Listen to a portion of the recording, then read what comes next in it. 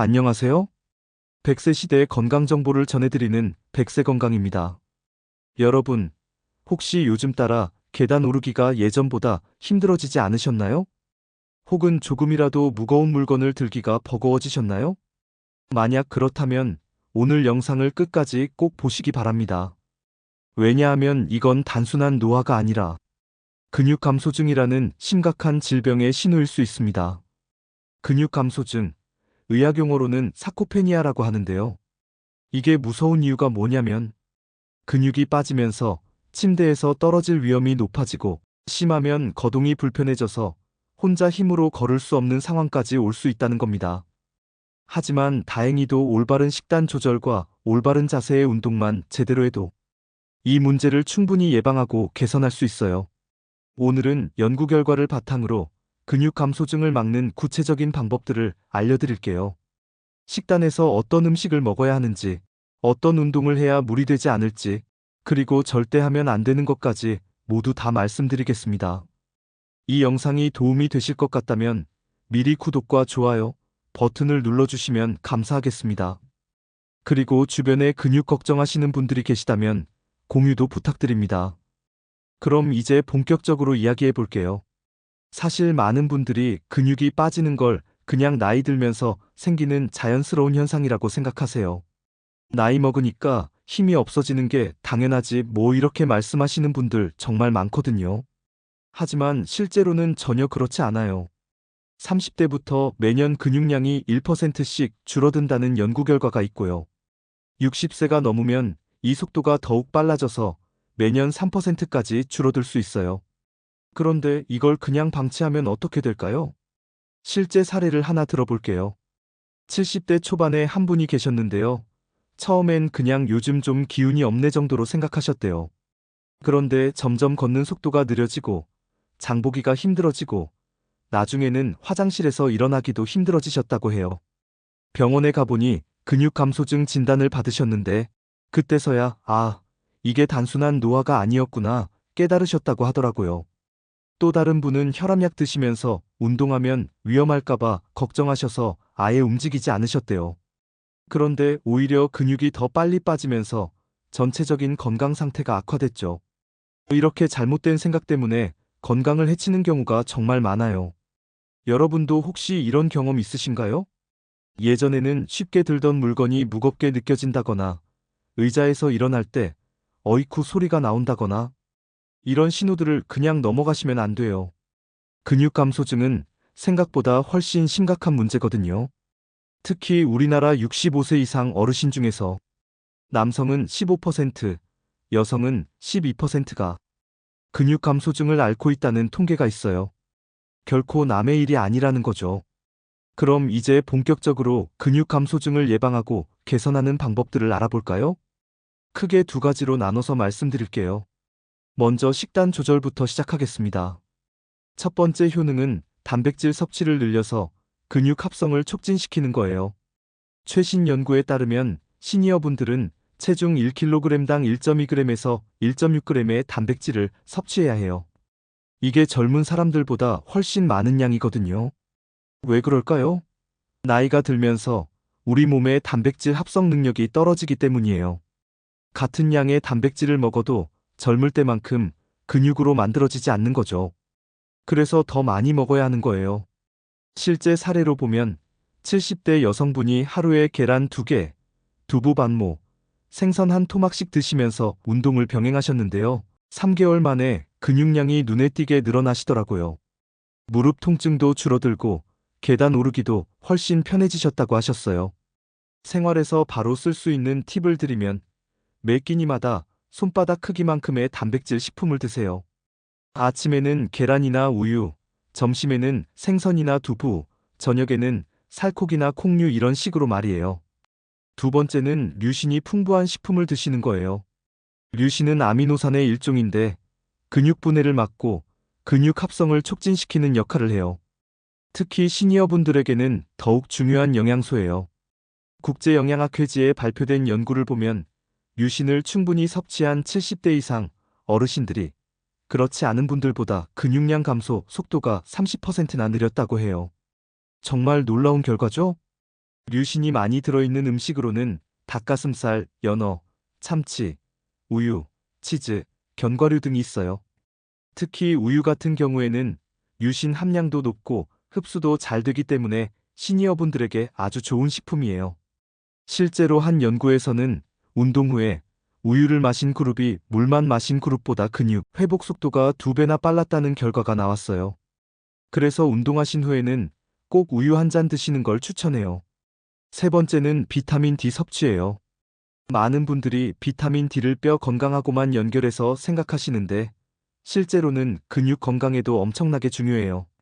비타민 D가 부족하면 근육 약화, 균형 감각 저하, 낙상 위험 증가 등이 생겨요. 특히 우리나라 시니어분들의 경우 10명 중 9명이 비타민 D 부족 상태라는 통계가 있을 정도로 심각해요.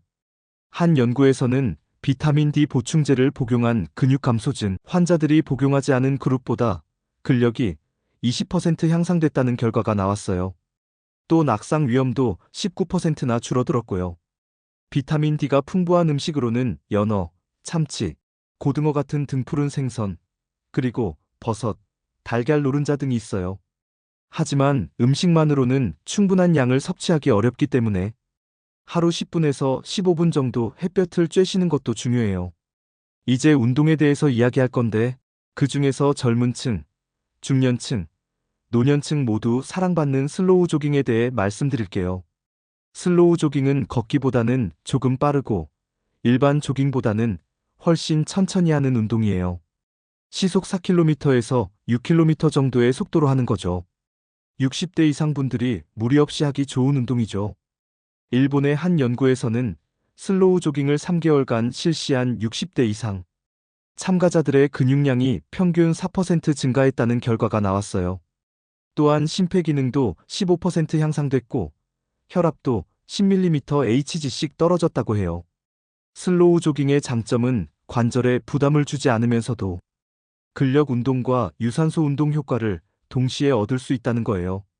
특히 하체 근육인 대퇴사두근, 종아리 근육, 엉덩이 근육을 골고루 사용하게 되거든요. 실제로 슬로우 조깅을 시작한 70대 남성분이 계셨는데 처음엔 5분도 힘들어 하시더니 점점 늘려서 30분까지 할 수 있게 되셨어요. 그러면서 무릎 통증도 줄어들고 전체적인 체력이 눈에 띄게 좋아지셨다고 하더라고요. 다섯 번째는 슬로우 조깅에 인터벌 방식을 적용하는 거예요. 인터벌 방식이란 뭐냐면요. 즉, 천천히 뛰다가 중간중간 조금 더 빠르게 뛰는 걸 반복하는 거죠. 이렇게 하면 성장 호르몬 분비가 크게 늘어나요. 성장 호르몬은 근육 합성과 지방 분해에 아주 중요한 역할을 하거든요. 한 연구에서는 인터벌 트레이닝을 한 그룹이 일반 유산소 운동만 한 그룹보다 성장 호르몬 분비량이 3배나 많았다고 해요. 하지만 시니어분들에게는 너무 강한 인터벌은 위험할 수 있어요. 그래서 천천히 뛰기 2분, 조금 빠르게 뛰기 30초, 이런 식으로 무리하지 않는 선에서 하시는 걸 추천해요.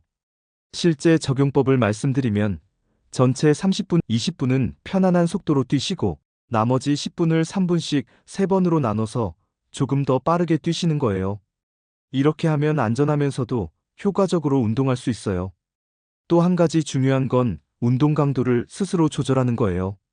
운동 중에 옆 사람과 대화가 가능한 정도의 강도를 유지하시면 돼요. 너무 숨이 차서 말을 할 수 없을 정도라면 강도를 낮추셔야 해요. 그럼 이제 주의사항에 대해 말씀드릴게요. 아무리 좋은 방법이라도 잘못하면 독이 될 수 있거든요. 첫 번째로 절대 피해야 할 조합은 과도한 유산소 운동과 저단백 식단이에요. 많은 분들이 살을 빼려고 무작정 달리기만 하시면서 단백질 섭취는 줄이시는 경우가 있는데 이건 정말 위험해요. 유산소 운동을 과도하게 하면 근육도 함께 분해될 수 있어요. 특히 단백질 섭취가 부족한 상태에서 그러면 근육 감소가 더욱 가속화돼요. 실제로 마라톤 선수들도 근육량이 일반인보다 적은 경우가 많거든요. 한 연구에서는 저단백 식단을 하면서 과도한 유산소 운동을 한 그룹이 근육량이 오히려 감소했다는 결과가 나왔어요. 체중은 줄었지만 근육도 함께 빠진 거죠. 이렇게 되면 기초대사량이 떨어져서 요요 현상도 생기기 쉬워요. 두 번째는 공복 운동을 한 다음에 운동 후에도 아무것도 먹지 않는 거예요. 공복 운동 자체는 나쁘지 않지만 운동 후에 적절한 영양 보충을 해주지 않으면 근육 회복이 제대로 되지 않아요. 특히 운동 후 30분 이내에는 단백질과 탄수화물을 함께 섭취하는 게 중요해요. 이 시간을 골든타임이라고 부르는데 이때 영양소를 공급해주지 않으면 운동 효과가 반감될 수 있어요. 실제로 운동 후에 우유나 바나나 같은 간단한 간식도 드시지 않고 몇 시간을 버티시는 분들이 계세요. 그런데 이렇게 하면 근육 합성보다 분해가 더 많이 일어날 수 있어요. 세 번째는 혈압약이나 당뇨약을 드시면서 갑자기 무리한 운동을 하는 거예요. 약물을 복용 중이신 분들은 운동할 때 더욱 신중해야 해요. 특히 혈압약 중에서 베타 차단제를 드시는 분들은 심박수가 평소보다 낮게 나올 수 있어요. 그래서 심박수를 기준으로 운동 강도를 조절하시면 안 돼요. 대신 본인의 주관적인 느낌을 기준으로 하셔야 해요. 또 당뇨약을 드시는 분들은 운동 중이나 운동 후에 저혈당이 올 수 있어요. 그래서 운동할 때는 항상 사탕이나 초콜릿 같은 응급용 당분을 가지고 다니시는 게 좋아요. 무엇보다 약물을 복용 중이신 분들은 운동을 시작하기 전에 반드시 담당 의사와 상의하세요. 본인의 건강 상태와 복용 중인 약물을 고려해서 적절한 운동 방법을 정해야 해요. 이제 시너지 효과를 낼 수 있는 좋은 조합들을 알려드릴게요. 첫 번째는 단백질과 탄수화물을 함께 드시는 거예요. 많은 분들이 탄수화물을 무조건 나쁘다고 생각하시는데 적당한 탄수화물은 단백질의 근육 합성 효과를 높여줘요. 탄수화물을 먹으면 인슐린이 분비되는데 이 인슐린이 단백질을 근육으로 더 잘 운반해주는 역할을 해요. 그래서 운동 후에는 단백질과 탄수화물을 3대1이나 4대1 비율로 함께 드시는 게 좋아요. 구체적인 조합을 말씀드리면 바나나와 그릭 요거트, 고구마와 닭가슴살, 현미밥과 생선구이 이런 식이에요. 특히 바나나 그릭 요거트는 만들기도 쉽고 맛도 좋아서 시니어분들에게 인기가 많아요. 두 번째는 오메가3 지방산과 단백질을 함께 드시는 거예요. 오메가3는 염증을 줄여주고 근육 회복을 도와주는 역할을 해요. 연어, 고등어, 참치 같은 생선에는 단백질과 오메가3가 모두 들어있어서 일석이조예요. 만약 생선을 자주 드시기 어려우시다면 견과류와 함께 드시는 것도 좋은 방법이에요. 예를 들어 닭가슴살 샐러드에 호두나 아몬드를 올려서 드시거나 두부찌개에 들기름을 한 숟가락 넣어서 드시는 거죠. 이렇게 하면 맛도 좋아지고 영양도 더 좋아져요. 세 번째는 크레아틴 섭취와 근력 운동을 함께 하는 거예요. 크레아틴이라는 물질은 근육의 에너지 생성을 도와주는 물질인데 시니어분들에게도 안전하고 효과적이에요. 크레아틴은 고기나 생선에 자연적으로 들어있어요. 하지만 충분한 양을 섭취하려면 보충제를 드시는 것도 고려해 볼 수 있어요. 하루에 3g에서 5g 정도면 충분해요. 한 연구에서는 크레아틴을 복용하면서 근력 운동을 한 70대 어르신들이 근력이 30%나 향상됐다는 결과가 나왔어요. 또 인지 기능에도 도움이 된다는 연구도 있어요. 이제 실제로 만들어 드실 수 있는 레시피들을 알려드릴게요. 아침 식사로는 근육 강화에 좋은 식단을 알려드리려고 해요. 바나나 반개, 그릭 요거트 반컵, 우유 반컵, 아몬드 5개를 믹서에 넣고 갈아서 스무디로 드세요. 여기에 꿀 한 티스푼 넣으시면 더 맛있어요.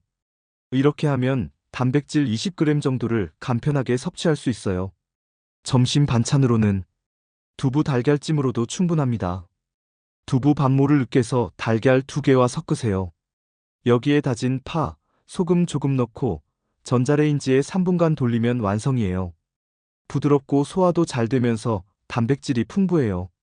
저녁으로는 간단하게 음료로 챙겨 드세요. 우유를 따뜻하게 데펴 꿀 한 티스푼을 넣고 타드시면 잠들기 전에 드시면 숙면에도 도움이 되고 근육 회복에도 좋아요.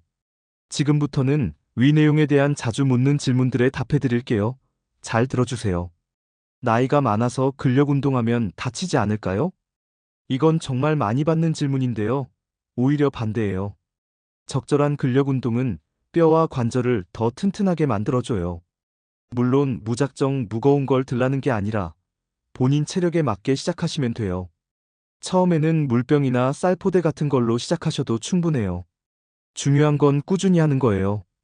일주일에 두세 번, 한 번에 20분에서 30분 정도면 충분하거든요. 슬로우 조깅이 무릎에 안 좋지 않나요? 이것도 잘못된 생각이에요. 슬로우 조깅은 걷기보다 조금 빠른 정도라서 무릎에 가해지는 충격이 일반 조깅의 절반 수준이에요. 오히려 무릎 주변 근육을 강화시켜서 무릎 건강에 도움이 돼요. 다만 처음에는 10분부터 시작해서 점점 늘려가시는 게 좋아요.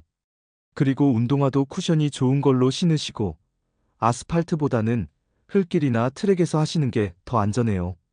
근처에 천이 있다면 웬만하면 트랙이 깔려 있으니 천 근처에서 조싱해 보세요. 단백질을 많이 먹으면 신장에 부담이 되지 않나요? 건강한 사람이라면 권장량 수준의 단백질 섭취는 전혀 문제 없어요. 오히려 단백질이 부족하면 근육뿐만 아니라 면역력도 떨어져요. 다만 신장 질환이 있으신 분들은 단백질 섭취량을 조절해야 할 수 있어요. 그래서 만성 질환이 있으신 분들은 식단 조절하기 전에 담당 의사와 상의하시는 게 좋아요. 건강한 분들이라면 체중 1kg당 1.2g에서 1.6g 정도는 안전하게 드실 수 있어요. 예를 들어 60kg이시라면 하루에 70g에서 96g 정도면 적당해요. 오늘은 근육 감소증을 예방하고 개선하는 방법에 대해 자세히 알아봤어요. 정리해서 말씀드리면 충분한 단백질 섭취와 적절한 슬로우 조깅이 가장 중요하다는 거예요. 식단에서는 매 끼니마다 손바닥 크기만큼의 단백질을 드시고 특히 류신이 풍부한 우유나 생선을 자주 드세요. 그리고 비타민 D도 잊지 마시고요. 운동은 무리하지 마시고 본인 체력에 맞게 시작하세요. 슬로우 조깅은 하루 10분부터 시작해서 점점 늘려가시면 되고 주변 사람과 대화가 가능한 정도의 강도를 유지하시면 돼요. 그리고 절대 피해야 할 것들도 기억해 주세요. 과도한 유산소 운동과 저단백 식단, 공복 운동 후 금식, 약물 복용 중 무리한 운동. 이 세 가지는 정말 조심하셔야 해요. 반대로 단백질과 탄수화물, 오메가3와 단백질, 크레아틴과 근력 운동 같은 좋은 조합들을 활용하시면 더 큰 효과를 보실 수 있어요. 마지막으로 강조하고 싶은 건 근육 감소증은 예방이 치료보다 훨씬 중요하다는 거예요. 지금부터라도 시작하시면 충분히 늦지 않았어요. 오늘 말씀드린 방법들을 하나씩 실천해 보시면서 건강한 노년을 준비하시길 바랍니다. 앞으로도 최신 연구 결과를 바탕으로 여러분께 도움이 되는 정보를 계속 전해드리겠습니다. 이 영상이 도움이 되셨다면 구독과 좋아요를 눌러주세요. 그리고 사랑하는 가족이나 친구분들과 공유해 건강 지식을 나눠주시면 좋을 것 같습니다. 더 많은 분들이 건강해질 수 있도록 다음에 또 유익한 정보로 찾아뵙겠습니다. 모두들 건강하세요.